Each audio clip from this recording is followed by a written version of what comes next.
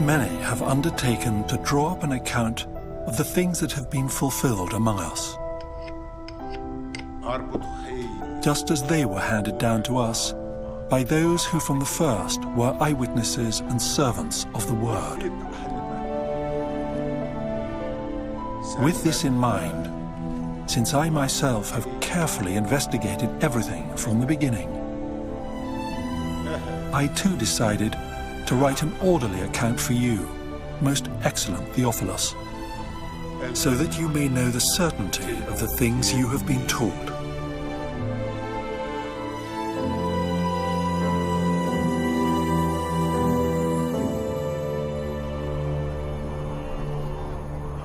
In the time of Herod, king of Judea, there was a priest named Zechariah, who belonged to the priestly division of Abijah.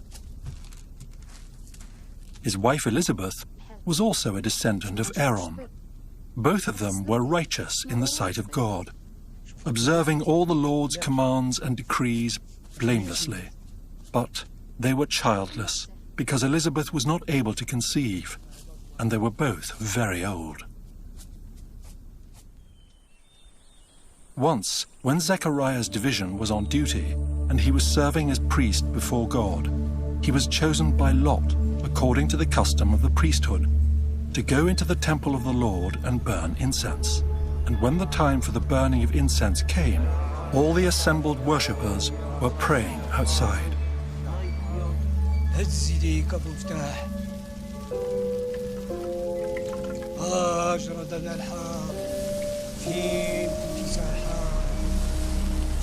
Then an angel of the Lord appeared to him, standing at the right side of the altar of incense. When Zechariah saw him, he was startled and was gripped with fear. But the angel said to him, "Do not be afraid, Zechariah. Your prayer has been heard. Your wife Elizabeth will bear you a son, and you are to call him John. He will be a joy and delight to you, and many will rejoice because of his birth, for he will be great in the sight of the Lord. He is never to take wine or other fermented drink, and he will be filled with the Holy Spirit even before he is born. He will bring back many of the people of Israel to the Lord their God.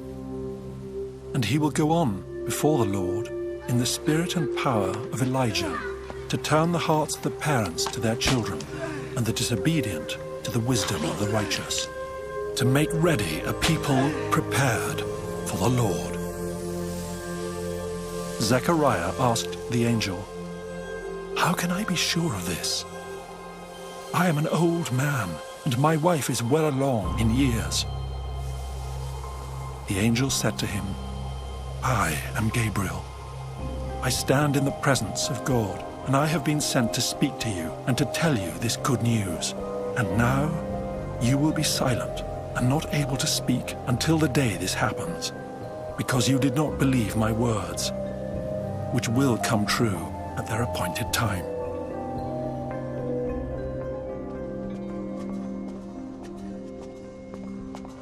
Meanwhile, the people were waiting for Zechariah and wondering why he stayed so long in the temple. When he came out, he could not speak to them.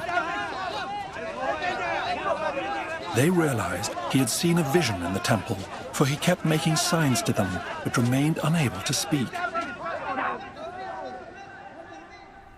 When his time of service was completed, he returned home. After this, his wife Elizabeth became pregnant, and for 5 months remained in seclusion. "The Lord has done this for me," she said. "In these days he has shown his favor and taken away my disgrace among the people."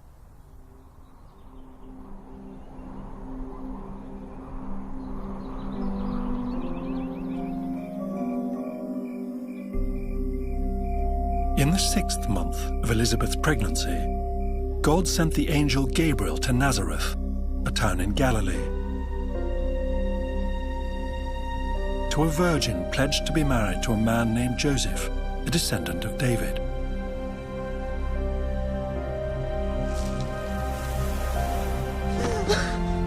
The virgin's name was Mary. The angel went to her and said, "Greetings, you who are highly favored. The Lord is with you." Mary was greatly troubled at his words and wondered what kind of greeting this might be. But the angel said to her, "Do not be afraid, Mary. You have found favor with God. You will conceive and give birth to a son, and you are to call him Jesus. He will be great and will be called the Son of the Most High.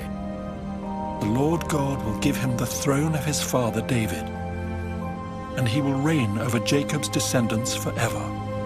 His kingdom will never end." "How will this be?"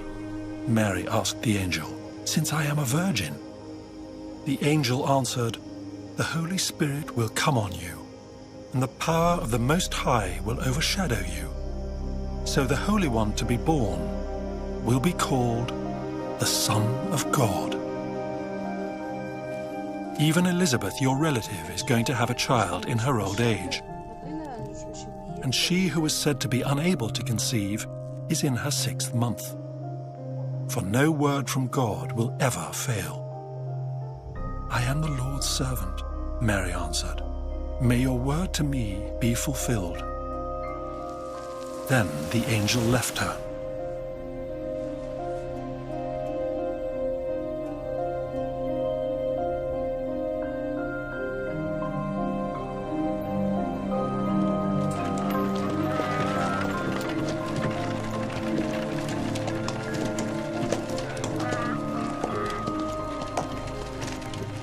At that time, Mary got ready and hurried to a town in the hill country of Judea, where she entered Zechariah's home and greeted Elizabeth. When Elizabeth heard Mary's greeting, the baby leapt in her womb, and Elizabeth was filled with the Holy Spirit. In a loud voice she exclaimed, "Blessed are you among women, and blessed is the child you will bear. But why am I so favored that the mother of my Lord should come to me? As soon as the sound of your greeting reached my ears, the baby in my womb leapt for joy. Blessed is she who has believed that the Lord would fulfill his promises to her." And Mary said, "My soul glorifies the Lord, and my spirit rejoices in God my Saviour, for he has been mindful of the humble state of his servant. From now on, all generations will call me blessed.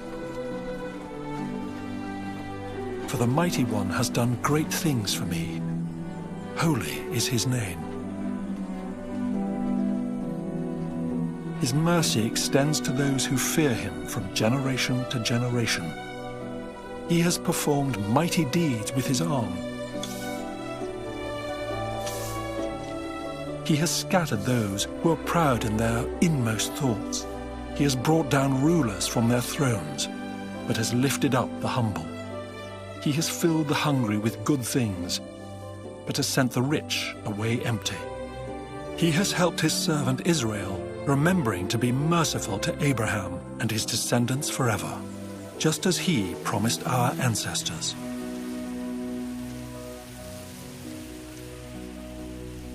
Mary stayed with Elizabeth for about 3 months and then returned home.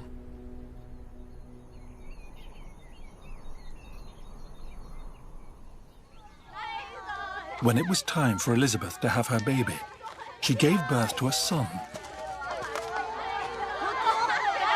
Her neighbors and relatives heard that the Lord had shown her great mercy, and they shared her joy. On the 8th day, they came to circumcise the child, and they were going to name him after his father Zechariah.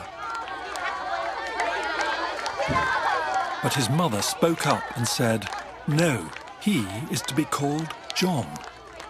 They said to her, "There is no one among your relatives who has that name." Then they made signs to his father to find out what he would like to name the child. He asked for a writing tablet. And to everyone's astonishment, he wrote, "His name is John."